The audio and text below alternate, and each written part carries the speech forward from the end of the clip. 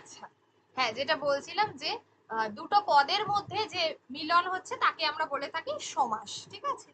এবার এখানে কি হচ্ছে না, পদের সঙ্গে পদের মধ্যে বিশেষ্য বিশেষণ, সমাসের মধ্যে যে পদগুলোর প্রাধান্য দেখা যায় সেটা হলো বিশেষ্য বিশেষণ অব্যয়, এই তিনটে পদের প্রাধান্য বেশি করে দেখা যায়। এবার একাধিক পদ যখন এক পদে পরিণত হয় তাকে আমরা বলছি সমাস। যেমন দেখো আমরা বললাম চরণ কমল, তাহলে এখানে চরণ আর কমল, চরণ মানে পা আর কমল পদ্ম, তাহলে পাটা পদ্মের মতো, চরণ কমলের ন্যায় পদ্মের মতো হলো এটা। এবার চরণ আর কমল যখন দুটো আলাদা আলাদা পদ, যখন সেটা কি হচ্ছে না এক পদে যখন পরিণত হচ্ছে তখন সেটা হয়ে যাচ্ছে চরণ কমল। এই দুটো আলাদা আলাদা পদ যখন এক পদে পরিণত হয় তাকে আমরা বলছি চরণ কমল। আবার বিদ্যার আলয়, এর অর্থ বিদ্যালয়, তাই তো। তো বিদ্যার আর আলয় এই দুটোর অর্থ কিন্তু পরিবর্তিত হয়নি, একই অর্থ থেকেছে, তারা কনভার্ট হয়েছে আর একটা মাত্র পদে, শুধুমাত্র সেটা হলো বিদ্যালয়। আচ্ছা, যেমন শূলপাণি, শূলপাণিতে যাহার, শূল পানি, শূল পানিতে যাহার, তাহলে এইগুলো, এই যে শূল আর পানি এই দুটো আলাদা আলাদা পদ এক পদে পরিণত হয়েছে।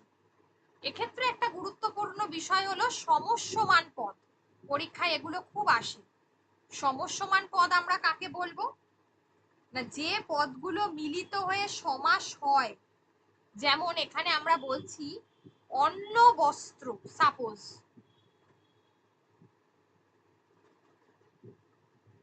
তাহলে অন্ন ও বস্ত্র, তাই তো। এই দুটোকে আমরা বলছি দুটো আলাদা আলাদা পদ, অন্ন এবং বস্ত্র। তাহলে এই দুটো পদ মিলিত হয়ে এক পদে পরিণত হচ্ছে। যে পদগুলো মিলিত হয়ে এক পদে পরিণত হয় তাকে বলা হয়, সেই পদগুলোকে বলা হয় সমস্যমান পদ। তাহলে এক্ষেত্রে অন্ন আর বস্ত্র এই পদটাকে বলা হবে, দুটো আলাদা আলাদা পদকে বলা হয় সমস্যমান পদ। যেমন ধরো আমি বললাম, এটা তোমরা আমাকে বলো যে শান্ত শিষ্ট কি হবে, শান্ত শিষ্ট কি হবে।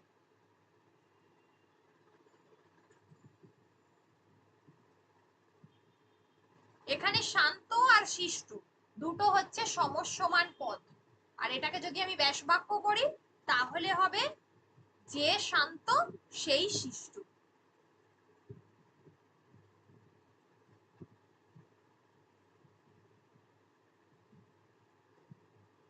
যে শান্ত সেই শিষ্ট, ঠিক আছে। তাহলে সেটা হচ্ছে সমস্যমান পদ। এখানে শান্ত আর শিষ্ট দুটো আলাদা আলাদা পদ, এবং এই দুটো আলাদা পদকে বলা হয়ে থাকে সমস্যমান পদ।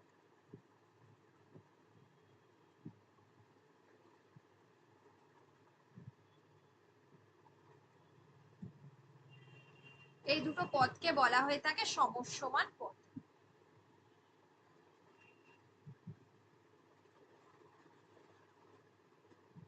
আচ্ছা, এবারে যদি আমি বলি সমস্ত পদ কাকে বলে,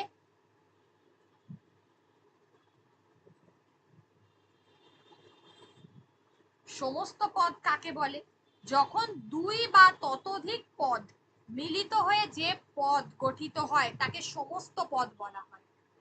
দুই বা ততোধিক পদ যখন, সমস্ত পদ হচ্ছে দুই বা ততোধিক পদ, দেখো এখানে আছে সব, দুই বা ততোধিক পদ মিলিত হয়ে যে পদ গঠিত হয় তাকে আমরা সমস্ত পদ বলি। যেমন সাপোজ হচ্ছে মাছ ভাজা, মাছ ভাজা, তাহলে এটা কি হবে,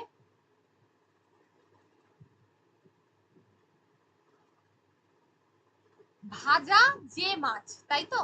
এটা ব্যাস বাক্য করলে হবে ভাজা যে মাছ। এখানে মাছ আর ভাজা এই দুটো পদ মিলিত হয়ে মাছ ভাজা পদটা গঠিত হয়েছে। সুতরাং এটি হচ্ছে এই যে মাছ ভাজা যে পদ গঠিত হয়, এই মাছ ভাজাটাকে সম্পূর্ণ সম্পূর্ণটাকে বলা হচ্ছে সমস্ত পদ। এই যে মাছ ভাজা, এটাকে বলা হয় সমস্ত পদ। আর একটা যেমন ধরো আমি বলছি উপদ্বীপ। উপদ্বীপ, উপদ্বীপ হচ্ছে দ্বীপের মতোই আরেকটা কিছু, অর্থাৎ দ্বীপের সদৃশ।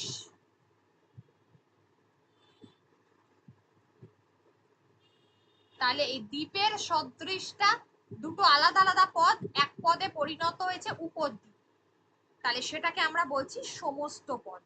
তাহলে সমস্যমান পদ, সমস্ত পদ। এবারে আসবো কি না ব্যাস বাক্য। এবারে আমরা যেটাকে বলবো ব্যাস বাক্য। এই প্রত্যেকটা টার্মিনোলজি সমাসে ভীষণ ইম্পর্টেন্ট। ব্যাস বাক্যটা কি হবে না সমস্ত পদকে ব্যাখ্যা করলে যে বাক্য বা বাক্যাংশ পাওয়া যাবে তাকে আমরা ব্যাস বাক্য বলবো। এই ব্যাস বাক্যরই আরেকটা নাম হলো বিগ্রহ বাক্য। দেখো এই ব্যাস বাক্যের আরেকটা নাম হচ্ছে বিগ্রহ বাক্য। কেন বিগ্রহ বাক্য না যদি সমস্ত পদকে আমরা ব্যাখ্যা করি, তাহলে আমি কি বলেছি সমস্ত পদ কোনটা ছিল, এই যে পুরো যখন অনেকগুলো পদ একটা পদে পরিণত হচ্ছে সেটা সমস্ত পদ ছিল।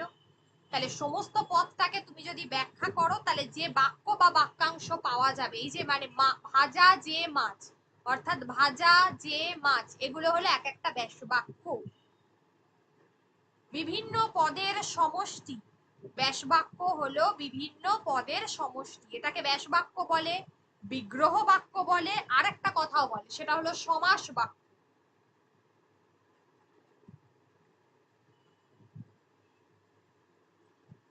ব্যাস বাক্য বলে, বিগ্রহ বাক্য বলে, সমাস বাক্য বলে। তাহলে ব্যাস বাক্য হলো সমস্যমান পদগুলোর সমষ্টি। যেমন হলো শ্রীহীন,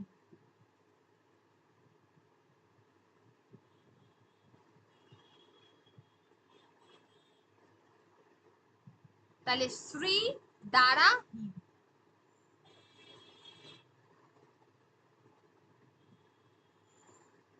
শ্রীহীন। বা ধরো আরেকটা বলছে মায়া ডোর, মায়া ডোর।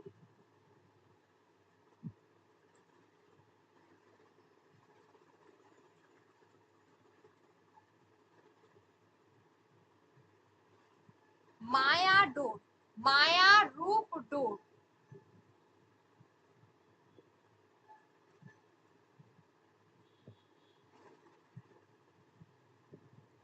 মায়া রূপ ডোর, ঠিক আছে। তাহলে মায়া রূপ ডোর এগুলো এক একটাকে এই যে বলা হচ্ছে মায়া একটা, রূপ একটা, ডোর একটা, এগুলো ব্যাস বাক্য বলা হয়, ঠিক আছে। যেমন এখানে দিয়েছে দেখো যে তোমার কি বলে বিনা পানিতে জাহাজ, বিনা পানিতে জাহাজ, এগুলো হলো এক একটা ব্যাস বাক্য দিয়ে এক পদে পরিণত হয়েছে, যেটাকে আমরা কি বলে থাকি সমস্ত পদ বলে থাকি। বিনা পানিটা সমস্ত পদ। আর তোমার কি বলে বিনা এবং পানি এটাকে আমরা বলে থাকছি সমস্যমান পদ, ঠিক আছে। আর পুরো বাক্যটাকে আমরা বলেছি বিনা পানিতে জাহাজ, এই পুরোটাকে বলছি ব্যাস বাক্য। তাহলে এই কটা কনসেপ্ট গেল। আর একটা বিষয় আছে দেখো বিনা আর পানি, এখানে দুটো পদ আছে, প্রথমটাকে অলওয়েজ বলবো পূর্বপদ, আর পরেরটাকে আমরা বলবো পরপদ বা উত্তরপদ। পরপদ বা উত্তরপদ, এটা বিনা পানির ক্ষেত্রে যেমন। তারপরে ধরো আরেকটা আছে বিধিবদ্ধ।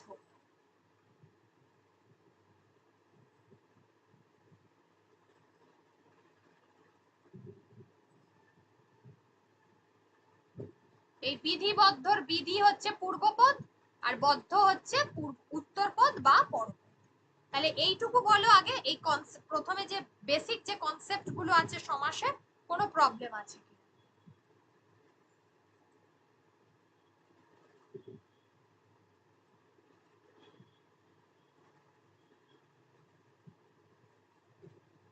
বেসিক যে কনসেপ্ট গুলো আছে কোনো প্রবলেম আছে কি? আচ্ছা, নেক্সট হচ্ছে সমাসের শ্রেণী বিভাগ। তোমাদের এই ব্যাচে অনেকেরই বিএড এর এক্সাম চলছে, যার জন্য অনেকে জয়েন করতে পারছে না। অবশ্যই ভিডিও দেখবে যারা জয়েন করতে পারছো না, আর তারপর অসুবিধা হলে আমি তো আবার বলে দেব।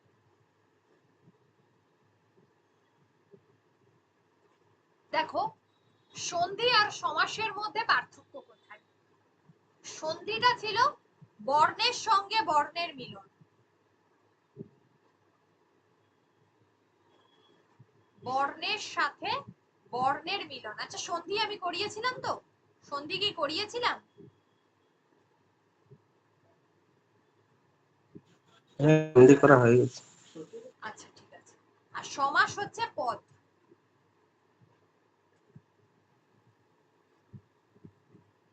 পদের সাথে পদ, ঠিক আছে? এটা হলো সমাস। আচ্ছা, এই জায়গাটা খুব গুরুত্বপূর্ণ যে কোন সমাসে কার প্রাধান্য থাকে, কোথায় দুটো পদেরই প্রাধান্য থাকে, কোথাও আবার একটা পদের প্রাধান্য থাকে, এগুলো ভীষণ আসে পরীক্ষায়।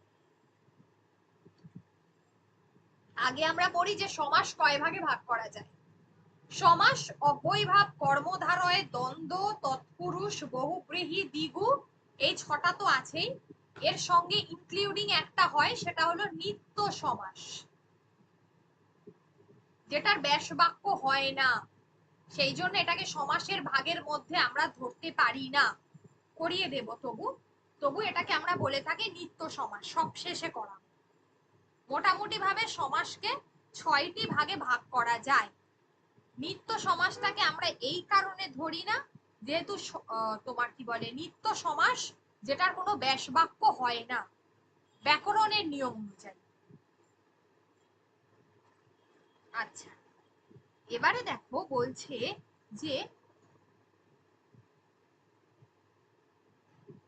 আচ্ছা এবারে হচ্ছে যে সুনীতি কুমার চট্টোপাধ্যায় আবার বলছেন, অধ্যাপক ডক্টর সুনীতি কুমার চট্টোপাধ্যায় বলছেন সমাসকে 3 ভাগে ভাগ করা যায়। কেন? 3টে ভাগ কি কি? 3টে ভাগ হলো সংযোগমূলক,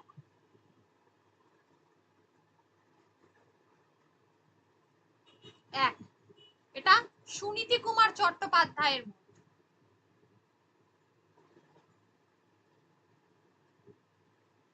2 নম্বর হচ্ছে ব্যাখ্যামূলক,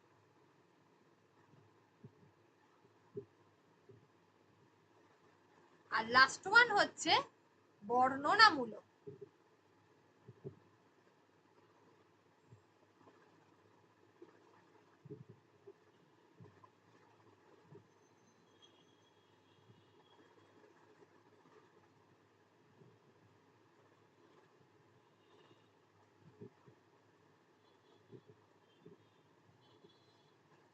সংযোগমূলক, ব্যাখ্যামূলক, বর্ণনামূলক।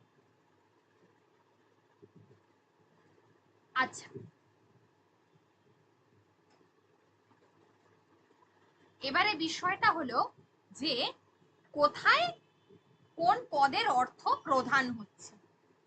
আচ্ছা, অব্যয়ভাব সমাসের ক্ষেত্রে আমরা দেখব যে পূর্বপদের প্রাধান্য পাচ্ছে অর্থ। অব্যয়ভাবে দেখো পূর্বপদ বেশি প্রাধান্য পেয়েছে, উত্তর পদের প্রাধান্য নেই।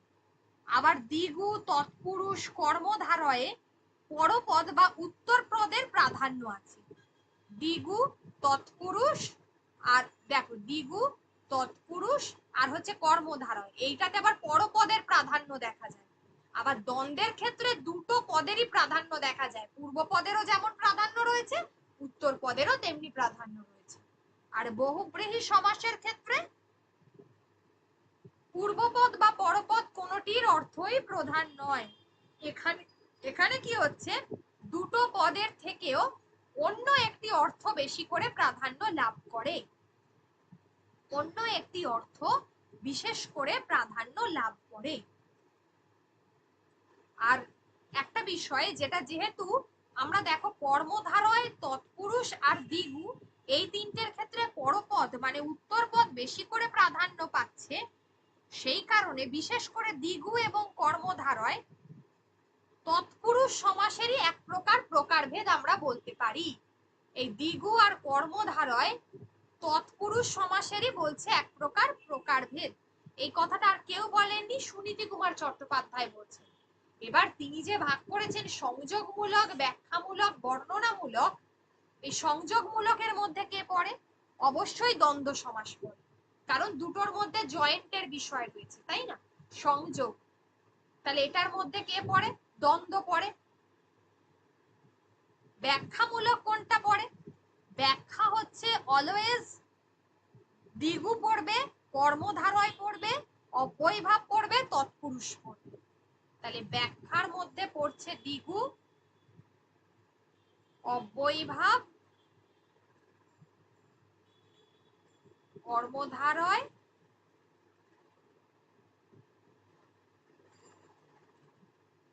আর একটা হলো তৎপুরুষ।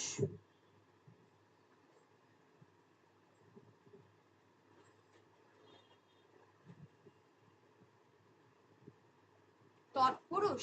আরেকটা যেটা দেখছো বলছে যে বর্ণনামূলক। বর্ণনামূলক আমি অলওয়েজ বলি যে দেখো, আমরা যখন বহুব্রীহি সমাস করব দেখবে কোনো ব্যক্তি বা প্রাণীর বর্ণনা, মানে কারোর সম্পর্কে বলা হয়েছে, হয় কোনো ব্যক্তি নইলে কোনো প্রাণী, তার ক্ষেত্রে বলা হয়েছে, সেই জন্য সেটাকে আমরা বলি বর্ণনামূলক। যেমন একটু আগে তোমাদের পড়াচ্ছিলাম বিনা পানি, দেখো বলছে যে বিনা পানিতে যায়, বিনা পানি কার সম্পর্কে বলে? মা সরস্বতী সম্পর্কে বলে।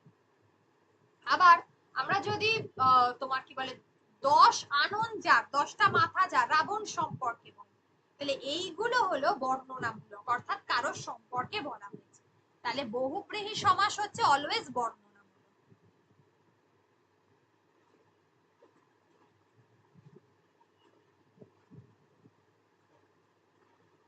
হলো? তাহলে এগুলো গেল সমাসের প্রকারভেদ, কে সমাস সম্পর্কে কি কি বলেছে, কোথায় আমরা সমাসে পূর্বপদের প্রাধান্য দেখি, কাদের ক্ষেত্রে পরপদের প্রাধান্য দেখি, এইটা একদম ভিভিআই। এই ছকটা খুব গুরুত্বপূর্ণ।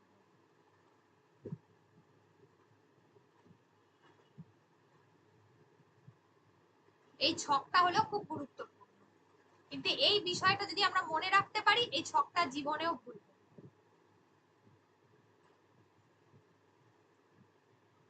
একমাত্র দ্বন্দ্বর ক্ষেত্রেই দুটো পদের প্রাধান্য থাকে, বহুব্রীহির ক্ষেত্রে কারোর প্রাধান্য থাকে না, এর লেখাই আছে তোমাদের।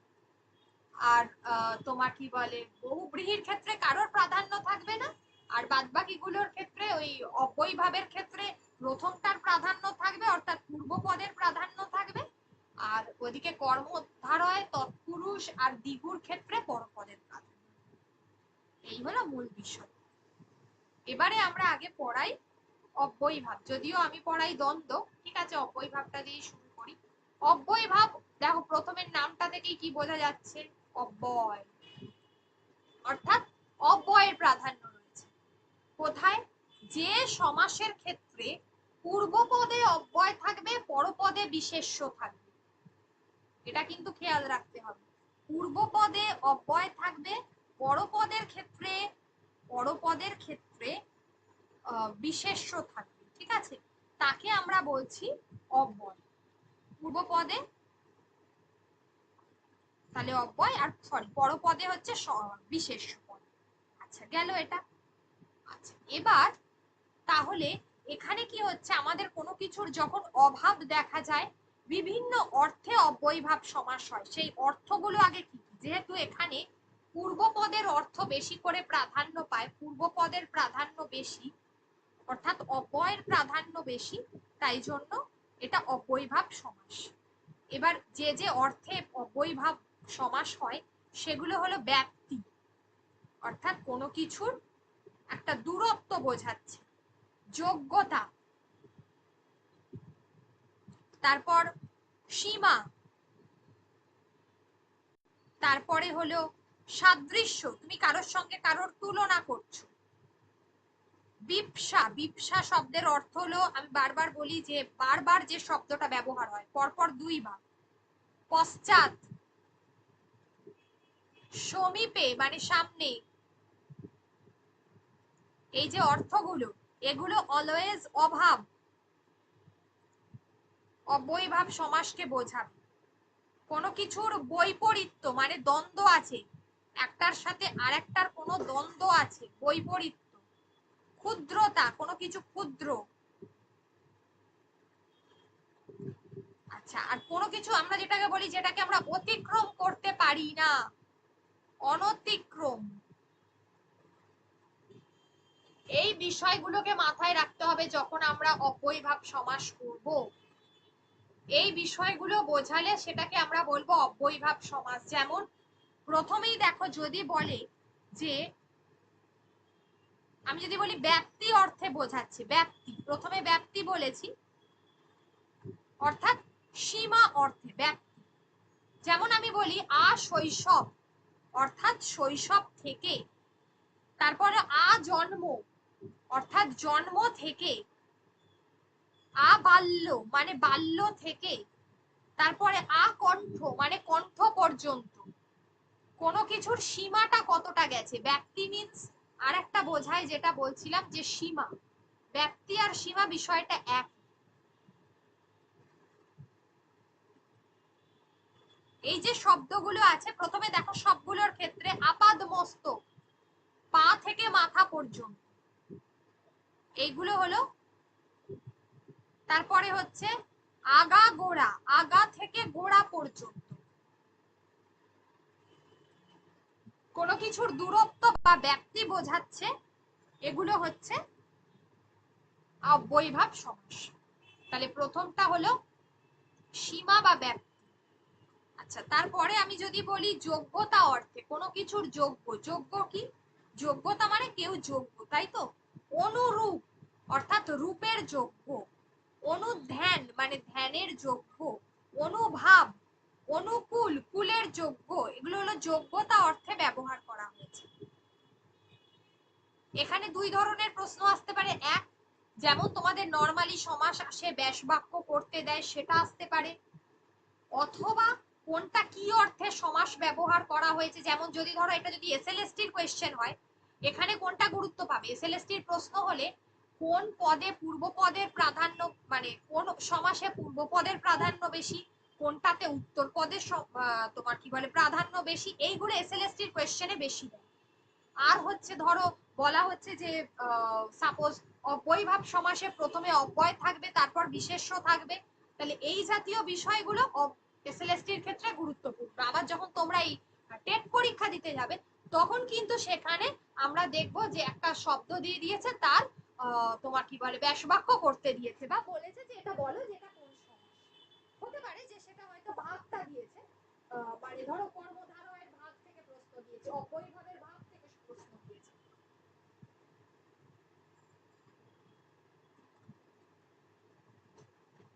তার মানে আমি এটা বলছি না যে তোমার এসএলএসটি তে ওই ব্যাস বাক্য করতে দেবে না, অবশ্যই দিতে পারে, কিন্তু যেহেতু ব্যাস বাক্যর ব্যাপারটা ইজি হয় এখনকার দিনে, সেই জন্য প্রশ্নটা একটু ঘুরিয়ে আসতে পারে। এই যে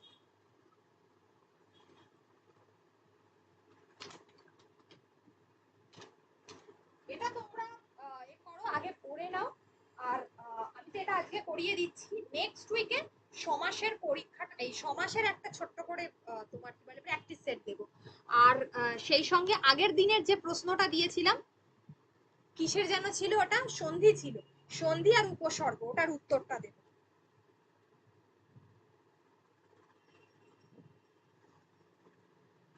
ওটা মনে হয় বলে দিতে হবে, ওগুলো একটু আলোচনা করে দিতে হবে না, সবাই জয়েন করুক, তারপরে একেবারে আলোচনাটা করে দেবো, উত্তরটা দিয়ে দেবো।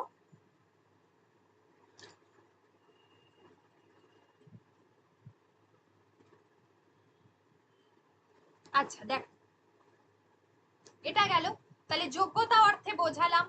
এবার হচ্ছে যেটা, যে অভাব অর্থে, কোনো কিছুর অভাব, যেমন বিঘ্নের অভাব নির্বিঘ্ন। আচ্ছা, তারপরে যদি বলি মিলের অভাব, কোনো কিছুর মিল নেই, গড় মিল, এটা পরীক্ষায় খুব আসে। দুর্ভিক্ষ, ভিক্ষার অভাব। তারপরে হা ঘর, হা ভাতে, মানে ঘরের অভাব, ভাতের অভাব, এইগুলো।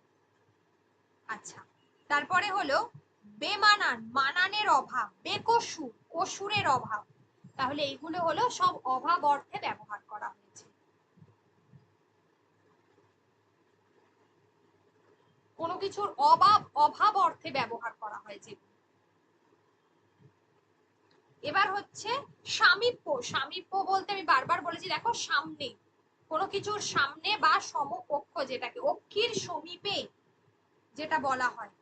সামীপ্য অর্থে একটা হচ্ছে যেমন উপকূল, কুলের সমীপে, উপকণ্ঠ, কণ্ঠের সমীপে, উপনগরী, নগরের সমীপে।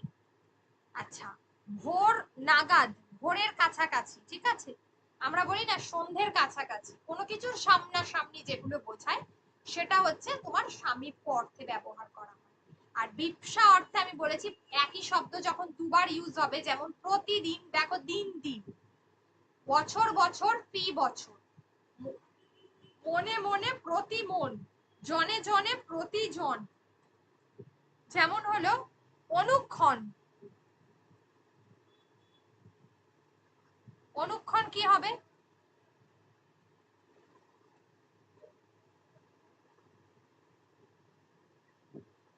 ক্ষণে ক্ষণে,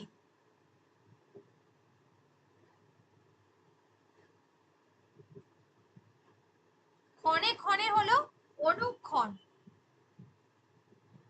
তাহলে এগুলো হলো বিপসা অর্থে ব্যবহার করা হচ্ছে।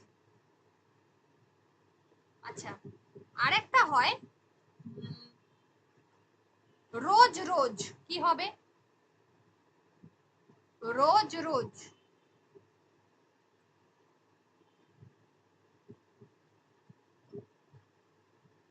রোজ রোজটা কি হবে? রোজ রোজ হবে হররোজ,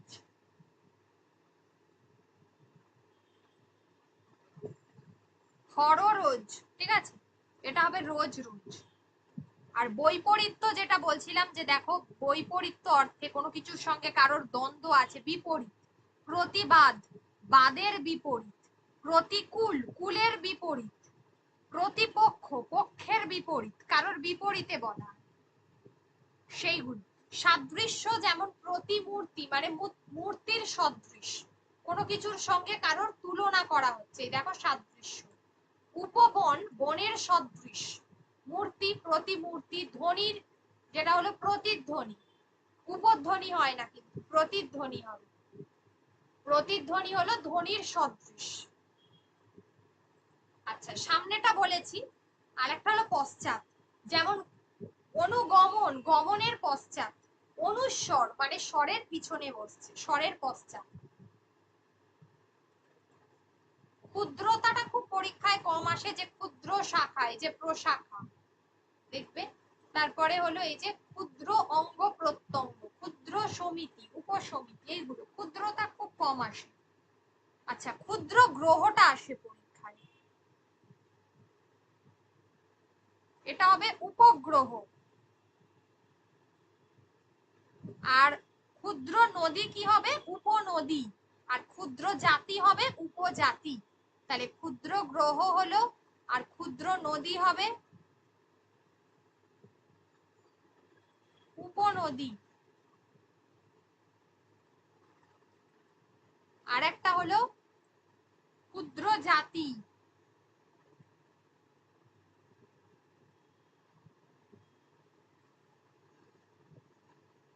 উপজাতি।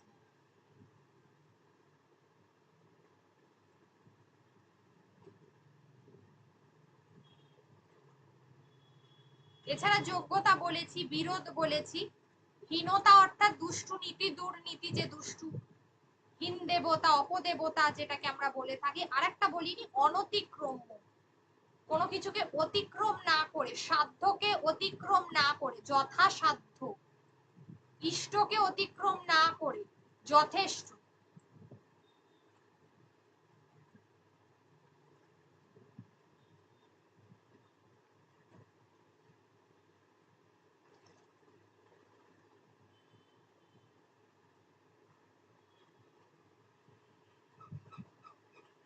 ইষ্টকে অতিক্রম না করে, সেটা হচ্ছে যথেষ্ট।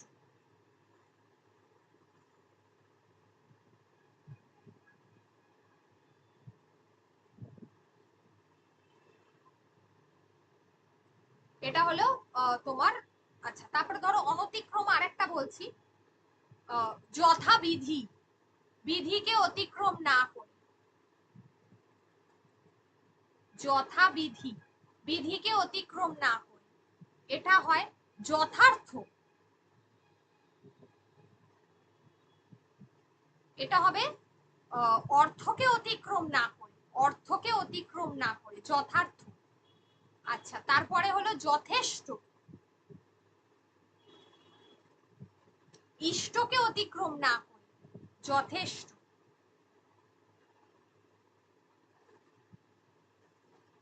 তারপরে এরকম হতে পারে যথেচ্ছ, এরকম হতে পারে যথাসাধ্য, যথাযোগ্য, যথা সর্বস্ব, এই সবগুলো হতে পারে।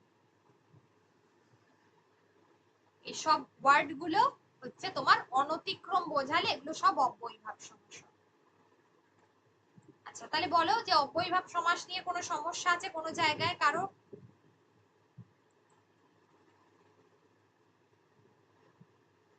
সোমা, কোনো অসুবিধা?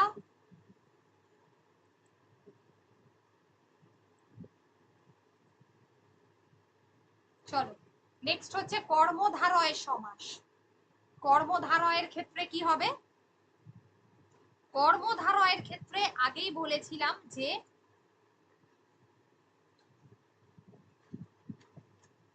কর্মধারয়ের ক্ষেত্রে আগেই বলেছি যে এখানে পরপদের প্রাধান্যটা বেশি। পরপদ, ম্যাম, আমরা, হ্যাঁ বলো। ম্যাম বলছি অব্যয়ীভাব সমাজটা সহজে চেনার কোনো উপায় আছে? অব্যয়ীভাব সমাসে চেনার উপায়, মানে আচ্ছা, চেনার উপায় যেমন থাকে, কারকে যেমন থাকে। সমাসকে আমরা চিনতে পারবো ওই যে ওয়ার্ড গুলো বললাম, বা ওই যে দেখছে এই যে বিষয়গুলো, যেমন ধরো ওই যে উপ দিয়ে যে শব্দগুলো থাকে, বা ধরো যেগুলো তোমার কি বলে, তোমার আ দিয়ে যে শব্দগুলো থাকে, দেখো যথা দিয়ে শব্দগুলো থাকবে সাধারণত, এই শব্দের প্রতি দিয়ে শব্দগুলো থাকবে। এবার অভাব, যেমন নির্বিঘ্ন, চালের অভাব, আভাতে, এই ধরনের। তুমি এই জায়গাটা ভালো করে পড়বে, তবেই বুঝতে পারবে এখানে এই ব্যাপারটাই যে ব্যক্তি যোগ্যতা, এই নিয়মটা হলো এইটাই। চেনা হলো যে শব্দের মধ্যে এই বিষয়গুলো থাকবে, সেটাকেই আমরা অব্যয়ীভাব সমাস বলবো। এর পরেও যদি বুঝতে অসুবিধা হয় তাহলে তো সেটা ওই প্রতি দিয়ে বুঝতে হবে, যথা দিয়ে, আকণ্ঠ যেমন আ দিয়ে যেগুলো থাকে, সীমাতে, আশৈশব, আজন্ম, আবাল্য, এইগুলো, আপাদ মস্তক, দেখবে সব কটা আদি আছে, আগাগোড়া, ঠিক আছে, আজানু, জানু পর্যন্ত, এইগুলো। আবার যোগ্যতার অর্থে অনুরূপ, অনুধ্যান, অনুকূল, কুলের যোগ্য। আবার প্রতিবাদ করছো যখন তুমি, বাদের বিপরীত, প্রতিকূল, প্রতিবাদ, এইগুলো বোঝাচ্ছে। এই শব্দগুলো দিয়ে ঠিক অব্যয়ীভাব আছে। সমাসটাকে বুঝতে পারবে। হুম, ঠিক। দেখো, আর কোনো অসুবিধা লাগছে? না, ঠিক আছে, এবার পড়লেই বুঝতে পারবো। এবার আসছি কর্মধারয় সমাস। কর্মধারয় সমাসের ক্ষেত্রে বললাম যে পরপদের অর্থটা খুব বেশি গুরুত্বপূর্ণ কর্মধারয় সমাসের ক্ষেত্রে। তবে এখানে দুটো পদ সব থেকে বেশি প্রাধান্য পায়, একটা হলো বিশেষ্য, একটা হচ্ছে বিশেষণ। এই দুটো আগেরটাতে যেমন আমরা কি দেখেছিলাম, একটা হচ্ছে অব্যয়, একটা হলো বিশেষ্য। আচ্ছা, আগেরটাতে একটা জিনিস বলিনি, সেটা হচ্ছে বিশেষ্যটা কোথায় ছিল, অব্যয়টা তো প্রত্যেকটা জায়গায় দেখি। এই যে অনুগমন, এই অনু শব্দটা হলো অব্যয়, আর এই গমন শব্দটা হচ্ছে তোমার, আমরা, এটা হলো একটা ক্রিয়ার কাজ, ক্রিয়াবাচক বিশেষ্য, ঠিক আছে, এটা বিশেষ্য পদ। যেমন আকণ্ঠ, আটা হচ্ছে অব্যয়, কণ্ঠ হলো বিশেষ্য, দিনভর, ঠিক আছে। আচ্ছা, এরপর আসমুদ্র, দেখো এইগুলো, যেমন দেখো চালের অভাব, চালটা হচ্ছে এখানে বিশেষ্য একটা, মানে বেচাল যেটা আছে, বেটা হচ্ছে তোমার অব্যয়, চাল হচ্ছে বিশেষ্য। তাহলে শব্দের প্রথমটা হবে অব্যয়, দ্বিতীয়টা হচ্ছে তোমার হবে, মানে পরপদটা হবে অলওয়েজ বিশেষ্য। এই জায়গাটা খেয়াল রাখবে। যেমন দেখো যথাসাধ্য, এই যথা অব্যয়, সাধ্য হচ্ছে তোমার বিশেষ্য। তাহলে এগুলো হলো অব্যয় আর বিশেষ্য। আগেরটাতে আমরা দেখেছিলাম যেটা অব্যয় ভাবে, কিন্তু এবারে আমরা দেখব বিশেষ্য প্লাস বিশেষণ।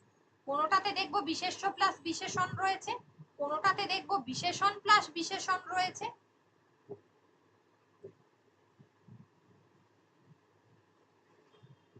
আবার কোনোটাতে দেখবো যে বিশেষণ প্লাস হচ্ছে বিশেষ্য, এইভাবে।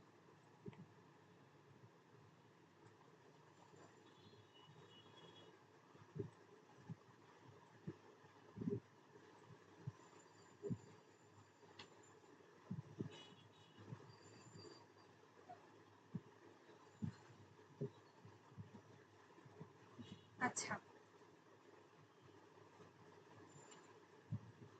আচ্ছা, এবার হচ্ছে যেটা বলছিলাম কর্মধারয়, এইভাবে তো হবে।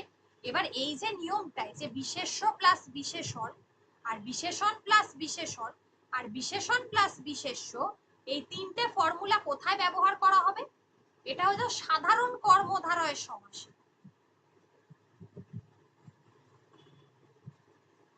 কর্মধারয় সমাসের তো অনেক ভাগ আছে, তো সাধারণ কর্মধারয়ের ক্ষেত্রে এই নিয়মটা প্রযোজ্য হবে।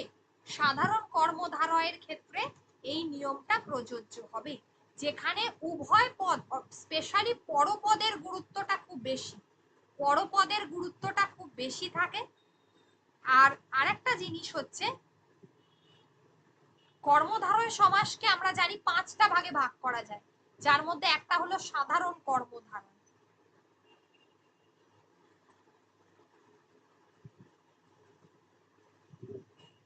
প্রথমটা বলি, এই সাধারণ কর্মধারয়তেই এই বিশেষণ আর বিশেষ্য, অথবা বিশেষ্য প্লাস বিশেষণ, অথবা বিশেষণ প্লাস বিশেষণ, এই তিনটের ভূমিকা খুব গুরুত্বপূর্ণ। কিভাবে গুরুত্বপূর্ণ? আমি যদি বলি প্রথমটা হচ্ছে বিশেষণ প্লাস বিশেষ্য, অর্থাৎ পূর্ব পদে রয়েছে বিশেষণ, পরপদে রয়েছে বিশেষ্য। এটা হলো পূর্ব, এটা হলো পর। কিভাবে বলবো? ধরো আমি উদাহরণ দিচ্ছি, প্রথমটাই কি বলেছে? বিশেষণ বলেছি। আমি উদাহরণ দিচ্ছি লাল ফুল, তাহলে ফুলটা কেমন? লাল। তাহলে এটা কি হবে?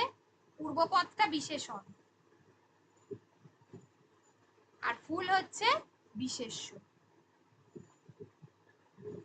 এই সিমিলার ভাবে নব যৌবন, এই ওয়ার্ডটাও সেম হবে। নব যে যৌবন, নীলোৎপল, নীল যে উৎপল, মিষ্টান্ন, মিষ্ট যে অন্ন, এই সবগুলোই হচ্ছে কি হবে? প্রথমটাই হচ্ছে বিশেষণ, পরেরটাই হচ্ছে বিশেষ্য। প্রথমটা হচ্ছে বিশেষণ, তার পরেরটা হলো বিশেষ্য।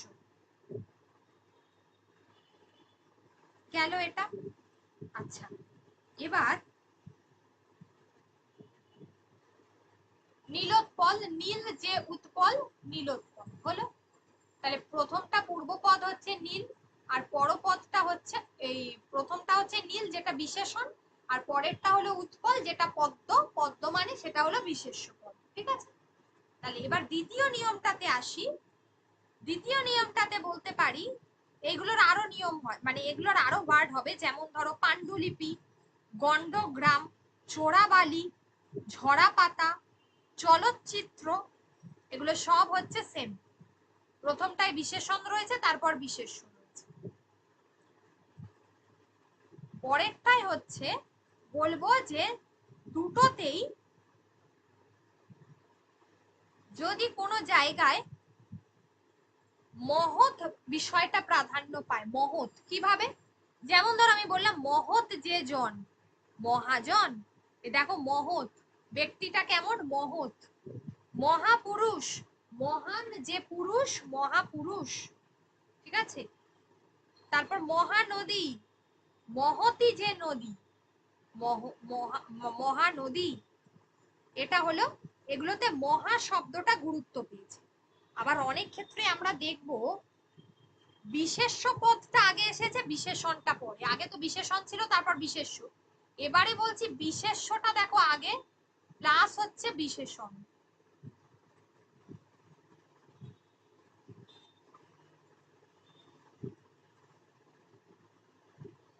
কিভাবে হবে এটা? এটা এইভাবে হবে যে ধরো বলছে যে সত্য ভাষণ,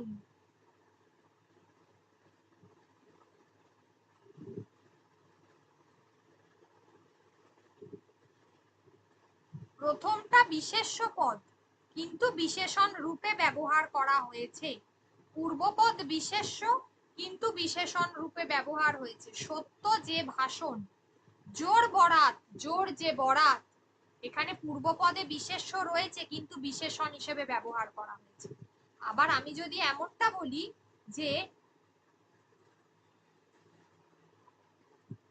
দুটোই বিশেষ্য পদ, তাহলে কি হবে? যেমন রাজর্ষি, যিনি রাজা তিনি ঋষি, যিনি সম্রাট তিনি কবি, সম্রাট কবি। দেখো দুটো করেই বিশেষ্য পদ রয়েছে, দুটোই বিশেষ্য। লাট সাহেব, যিনি লাট তিনি সাহেব, যিনি মা তিনি সরস্বতী, মা সরস্বতী, যিনি দাদা তিনি ঠাকুর, দাদা ঠাকুর। তাহলে এইভাবে এখানে কি হচ্ছে, দুটোই বিশেষ্য।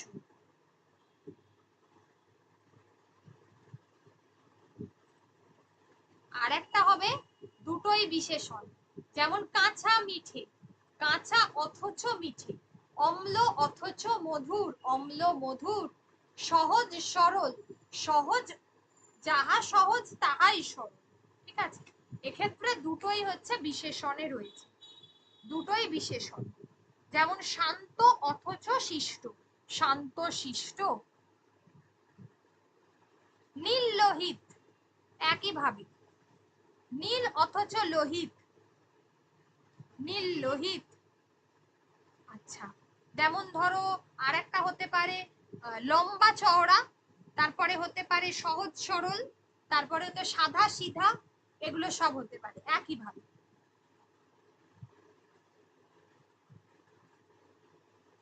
ধরো যদি বলি বড় বাবু, তাহলে কি হবে? হেড অফিসের বড় বাবু, লোকটি বড় শান্ত, তাহলে বড় যে বাবু, তাই তো?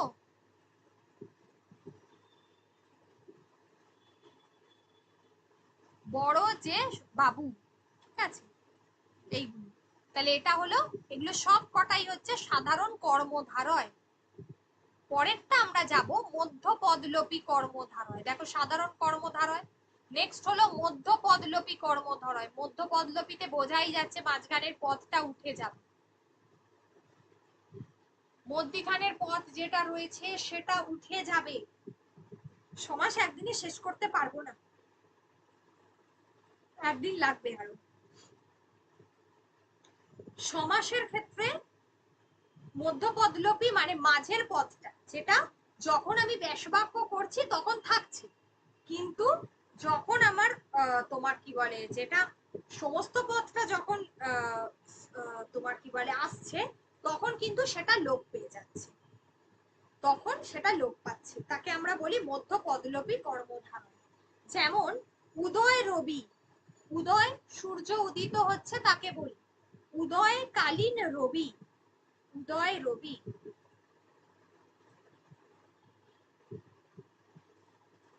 উদয়কালীন রবি, সেটা হলো উদয় রবি।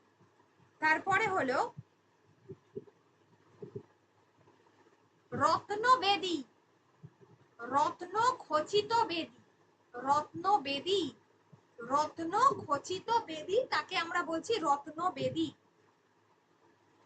এবারে হলো হাত ঘড়ি, হাত ঘড়ি, হাতে পরবার ঘড়ি। কিভাবে হচ্ছে ব্যাপারটা, এই যে এখানে আমরা কিভাবে বুঝবো যে মধ্যপদ কোনটা হবে?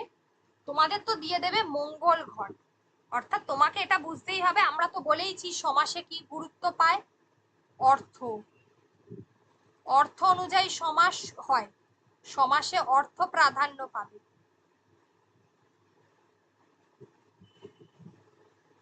সেটা যদি হয় তাহলে মঙ্গলের নিমিত্ত ঘট, ব্যাসবাচক, এই ব্যাসবাক্যতে দেখো মঙ্গলের নিমিত্ত বা মঙ্গল সূচক, এই সূচক শব্দটা ব্যাসবাক্যতে আছে, কিন্তু যখন আমরা সমাসবদ্ধ পদ মানে সমাসবদ্ধ যে পদটা সেটা যখন আমরা পাচ্ছি, তখন দেখছি সেখানে আর এই মধ্য পদটা থাকছে না, সেটা উঠে যাচ্ছে। তাই জন্য এটা হলো মধ্যপদলোপী কর্মধারয়। সিংহাসন, সিংহ চিহ্নিত আসন, এই চিহ্নিত শব্দটা দেখো আর থাকছে না পরে। প্রীতিভোজ, প্রীতিসূচক ভোজ। তাহলে এটা হলো কর্মধারয় সমাস, এই মধ্যপদলোপী কর্মধারয় সমাস। উদয়কালীন রবি, আচ্ছা একটা কঠিন শব্দ দিয়ে একটু দেখো, সেটা হচ্ছে যজ্ঞোপবীত।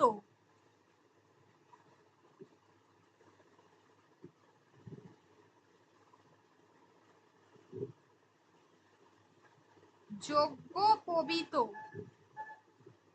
এটা কি হবে? যজ্ঞোপবীত, এটা হচ্ছে যজ্ঞ লব্ধ উপবীত। এটা কঠিন আছে। যজ্ঞে প্রবিষ্ট হওয়াকে এটা বলা হয় যজ্ঞোপবীত। এখানে লব্ধ শব্দটা মধ্য পদলোপী ছিল ব্যাসবাক্যতে, পরে উঠে গিয়ে এটা পবিত হয়ে গেছে, উপবীত ছিল। যজ্ঞ লব্ধ উপবীত, এই লব্ধ শব্দটা উঠে গেল, গিয়ে ওটা যজ্ঞ পবিত হয়ে গেল। ছায়া তরু, ছায়া প্রধান তরু, ছায়া প্রধান তরু, ছায়া তরু। আচ্ছা আর কি হতে পারে? রত্নবেদী বলেছি, রত্ন খচিত বেদী। লৌহ শৃঙ্খল, পরীক্ষায় আসে লৌহ শৃঙ্খল, লৌহ নির্মিত শৃঙ্খল, এইটা আসে। আচ্ছা দুধ ভাত, দুধ মাখা ভাত আসে, এইগুলো আসে। আর হলো যেমন বরফ জল, বরফ মেশানো জল, গাড়ি বারান্দা, গাড়ি রাখবার বারান্দা, স্মৃতিসৌধ, স্মৃতির রক্ষার্থে সৌধ, স্মৃতির জন্য যে সৌধ। আচ্ছা তারপরে হলো স্বরসজ্জা, স্বর রচিত সজ্জা, স্বর মানে কি? তীর, তীর,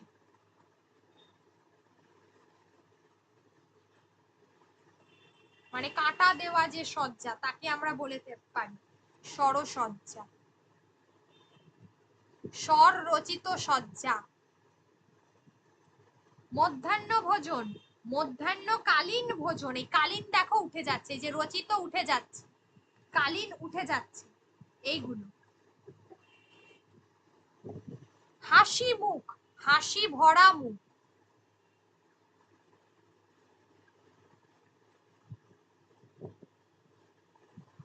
ভরাটা উঠে যাচ্ছে।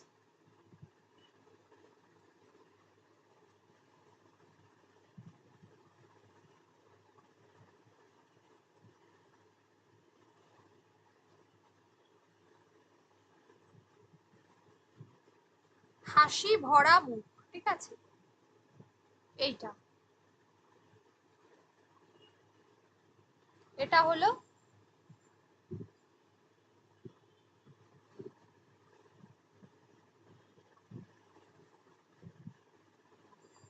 এটা গেল। তাহলে এটা হলো মধ্য পদলোপী কর্মধারয় আর সাধারণ কর্মধারয়। এবারে যেটা আসবো সেটা হলো উপমামূলক, এটা ভীষণ কনফিউজিং। উপমা মানে কি? অ্যাকচুয়ালি কারোর সঙ্গে কারোর তুলনা, ঠিক আছে। এখানে দুটো কর্মধারয় আছে, একটা উপমান একটা উপমিত, এটাকে বোঝাটা খুব মুশকিল, সবাই বলে এটা কি করে বুঝবো। উপমান আর উপমিতটাকে এইভাবে আমরা বুঝি।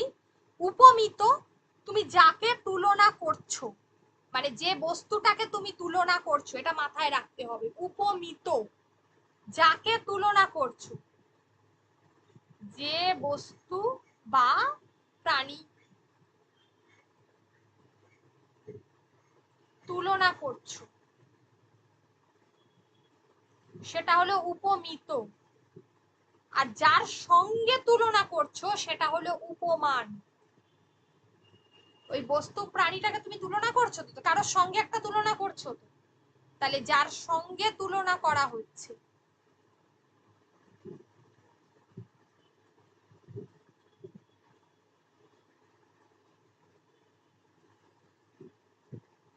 ঝাড়খণ্ডে টেটে আছে সমাস।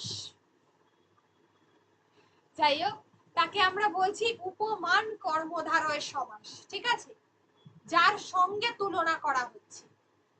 এবার বিষয়টা হলো তাহলে এটা বসবে কোথায়? তুমি যাকে তুলনা করছো সেটাই যদি প্রথমে বসে যায় সেটা হবে উপমিত কর্মধারয়, আর যার সঙ্গে তুলনা করছো সেটা যদি প্রথমে বসে যায় সেটা হবে উপমান কর্মধারয় সমাস। কিভাবে হবে? প্রথমে দেখো আমি আসি, এটা একটা তুলনাবাচক শব্দ, আগেই বলে দিয়েছি। যদি আমি বলি যে উপমিত কর্মধারয় সমাস, প্রথমে কি বলেছে? চরণ কমল যেটা ছিল পড়িয়েছিলাম, কার সঙ্গে তুলনা করছে? পাটাকে দেখো তুলনা করছে কার সঙ্গে? কমলের সঙ্গে। দেখো যাকে তুলনা করছে সেটা আগে বসেছে, চরণ কমলের ন্যায়, দেখেছো? তাহলে কমলটা পরে, কমলের সঙ্গে তুলনা করা হচ্ছে বলে কমলটা পরে বসেছে। তাহলে যাকে তুলনা করছি সেটা যখন আগে বসবে সেটা হয়ে যাবে উপমিত কর্মধারয়। দেখেছো? চরণটা উপমেয় আর কমল হলো উপমান। মুখ চন্দ্র, মুখ চন্দ্রের ন্যায়, মানে মুখটা কার মতো? চন্দ্রের মতো, চাঁদের মতো। তাহলে মুখ চন্দ্রের ন্যায়, তাহলে মুখটা এখানে উপমিত, মুখকে তুলনা করছে বলে মুখটা আগে বসেছে। এবার আমি যদি বলি কথামৃত, তাহলে কি হবে? কথাকে তুমি তুলনা করছো, কথা অমৃতের ন্যায়,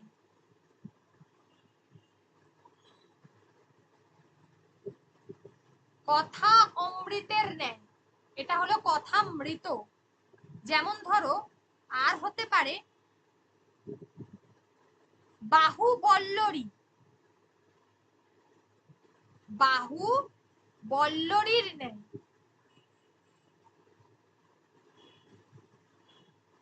বাহু শক্ত হয় তো সেটাকে বলা হচ্ছে বাহু বল্লরীর ন্যায়। সিমিলার ভাবে পুরুষ সিংহ, পুরুষ সিংহের ন্যায়, মুখ শশী, মুখ শশী, মুখ চন্দ্র, এইগুলো সব হচ্ছে উপমিত কর্মধারয়, উপমিত কর্মধারয়। আচ্ছা, এক্ষেত্রে একটা জিনিস বলবো, অনেক ক্ষেত্রে এই যে আমি প্রথমেই বললাম যে দেখো উপমিত পদটা অর্থাৎ যাকে তুলনা করছো সে প্রথমে বসবে। এবার অনেক ক্ষেত্র আছে সে অনেক সময় প্রথমে বসে না, সে অনেক সময় প্রথমে বসে না, তাহলে সেক্ষেত্রে কি করবে? সেক্ষেত্রে যেটা করবে সেটা হচ্ছে, যেমন আমি বলছি সিংহ শিশু, তাহলে কি সিংহের ন্যায় শিশু না সিংহ শিশুর ন্যায়? কোনটা এটা বলবে? একদম নয়। সিংহ শিশু হলো শিশু সিংহের ন্যায়, এক্ষেত্রে শিশুটা পরে বসেছে, শিশুকেই তুলনা করছে, এটা উপমিতই কর্মধারয়। কিন্তু কিছু কিছু ক্ষেত্রে ব্যতিক্রম আছে যেখানে শিশুটা পরে বসে, এক্ষেত্রে শিশুটাকে আগে আনতে হবে, শিশু সিংহের ন্যায়।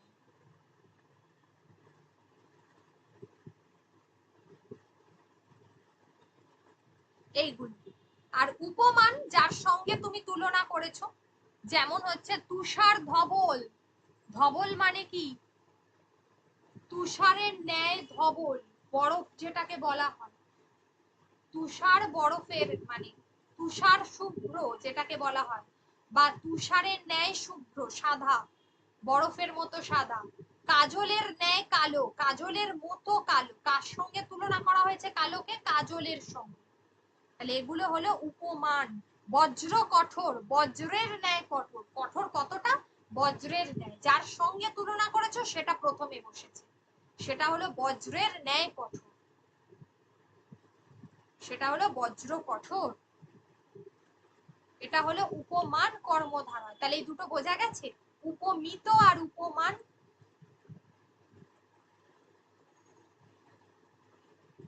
ভরত বোঝা গেছে দুটো?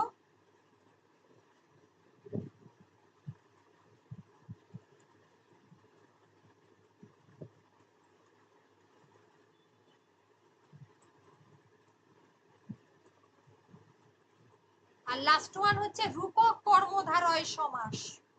রূপক কর্মধারয় মানে যাকে আমরা মনে মনে ভাবি, যার বাস্তবে কোনো অস্তিত্ব নেই, যার বাস্তবে অস্তিত্ব নেই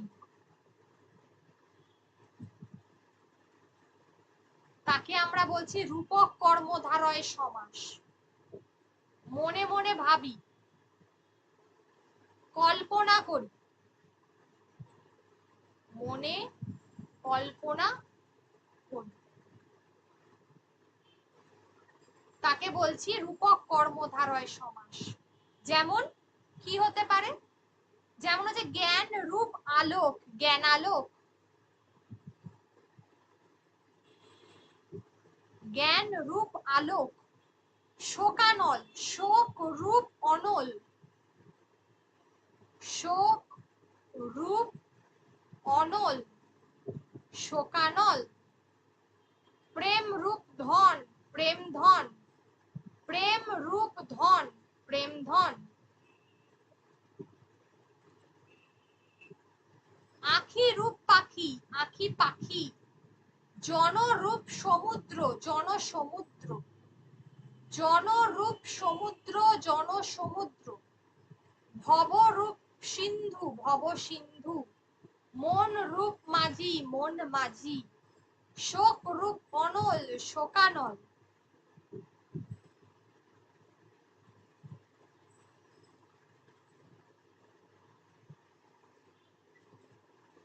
বিষাদ রূপ সিন্ধু, বিষাদ সিন্ধু।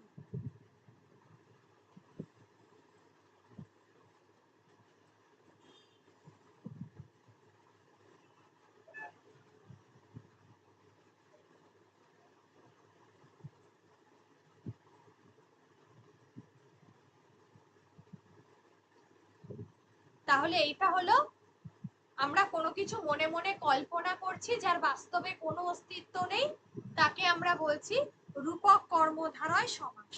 যেমন কাল সিন্ধু, শোকাগ্নি, শোক রূপ অগ্নি, ঠিক আছে, শোক রূপ অনল। আচ্ছা, কাল বৈশাখী, কাল রূপ বৈশাখী, দেশ রূপ মাতৃকা, মানে দেশকে মায়ের মতো কল্পনা করা হয়েছে, বাস্তবের অস্তিত্ব নেই, সেটা দেশ মাতৃকা। এইগুলোকে আমরা বলে থাকি বিদ্যা রত্ন, বিদ্যা রূপ রত্ন, হৃদয় রূপ মন্দির। এগুলো আমরা বলছি রূপক কর্মধারয় সমাস। তাহলে উপমান কর্মধারয় সমাসে উপমান পদ বিশেষ্য হয় আর সাধারণ পদ বিশেষণ হয়, আর উপমিত আর রূপক কর্মধারয়ে দুটোই বিশেষ্য হয়। তাহলে উপমানের ক্ষেত্রে উপমান পদটা বিশেষ্য হবে, উপমান যার সঙ্গে তুলনা করছো সেইটা শুধু বিশেষ্য হবে, বাদবাকিটা বিশেষণ হবে। আর রূপক কর্মধারয় আর উপমিত কর্মধারয়ের ক্ষেত্রে দুটোই বিশেষ্য পদ হবে, পূর্বপদ ও পরপদ দুটোই বিশেষ্য হবে।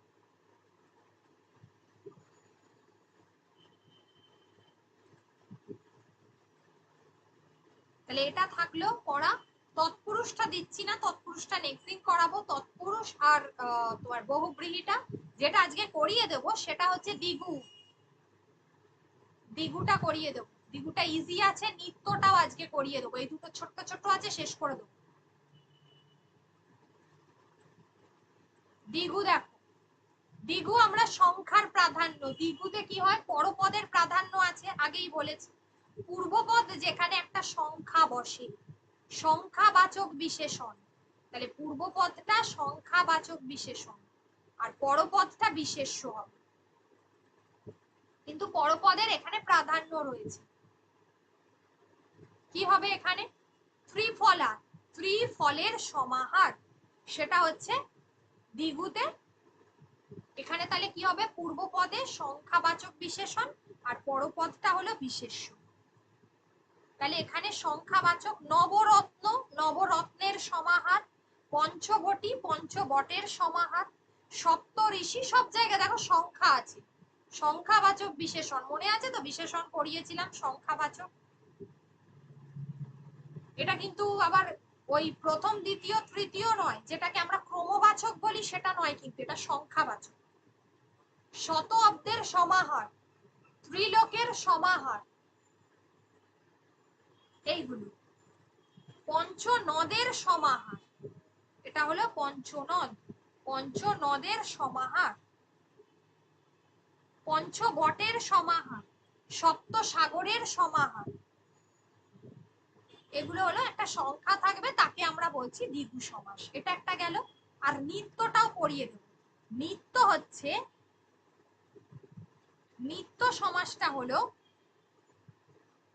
যে সমাসের ব্যাস বাক্য হয় না। নিত্য সমাস দেখো এখানে আমি বলে দিচ্ছি।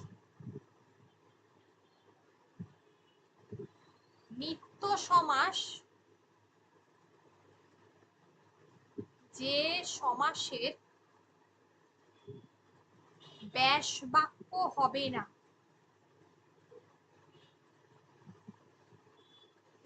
তাহলে কি হয়? ব্যাস বাক্য গঠনের জন্য অন্য পদের প্রয়োজন।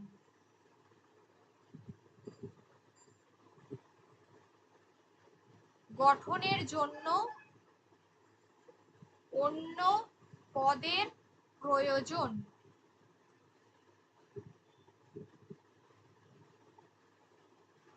তাকে নিত্য সমাস বলছি। যেমন কৃষ্ণ সর্প, একটা শব্দ দেখো, কৃষ্ণ সর্প,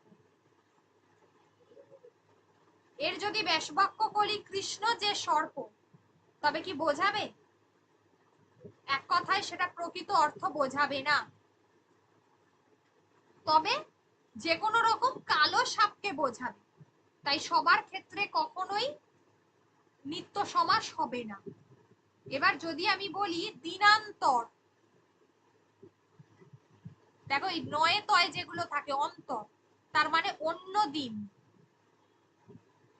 সিমিলারলি জল মাত্র, জল মাত্র বলতে আমরা কি বোঝাই? কেবল জল।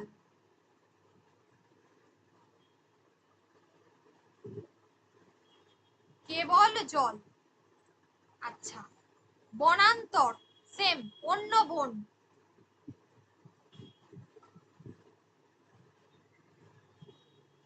অন্য বন। ভাষান্তর,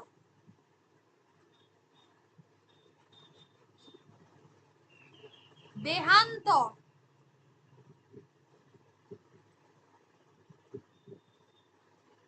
দৃশ্যান্তর। তাহলে এইগুলো হলো অন্য দৃশ্য, সেম একদম। নাম মাত্র, কেবল নাম। ঠিক আছে, কোন এগুলো দেখা মাত্র, তারপরে নাম মাত্র, এইগুলো এগুলো পার্টিকুলার কোনো ব্যাস বাক্য হয় না। এগুলোর কোনো ব্যাস বাক্য হয় না। যেমন আরেকটা জিনিস বলবো, সেটা হলো সমাসান্ত প্রত্যয়। সমাসান্ত প্রত্যয় আমরা কাকে বলি? কিছু কিছু জায়গায় ব্যাস বাক্যকে যখন তুমি সমাসবদ্ধ করছো, কখনো কখনো সমস্ত পদের শেষে, সমস্ত পদটা আশা করি মনে আছে কোনটা? সমস্ত পদ কোনটা? সমস্ত পদ হচ্ছে যে, সমস্ত পদ কোনটা? সমস্ত পদ আমরা কাকে বলবো না? এক্ষেত্রে আমরা বলবো যে দুই বা ততোধিক পদকে আমরা বলছি যখন এক পদে পরিণত হচ্ছে সেইটা। তো এই সমস্ত পদের শেষে কি হলো না, একটা নতুন পদের, সমস্ত পদের শেষে একটা প্রত্যয়ের আবির্ভাব ঘটে। প্রত্যয়, এই সমস্ত পদেরই অঙ্গ, এই প্রত্যয়ের দ্বারা অর্থের কোনো রূপান্তর হয় না।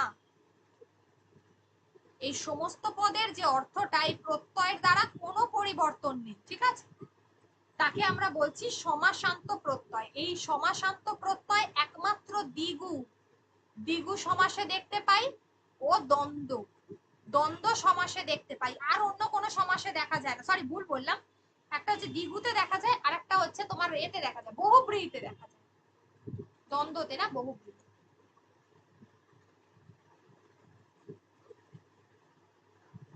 বহুব্রীহি সমাসে দেখা যায়। দ্বিগু আর বহুব্রীহি সমাসের ক্ষেত্রে দেখা যায়। যেমন পঞ্চবটের সমাহার, দেখো এই যে হার, এই যে দেখো হার, রি থেকে এসেছে, একটা প্রত্যয় যুক্ত হচ্ছে শেষে, সমাসবদ্ধ মানে সমাসবদ্ধ পদের শেষে।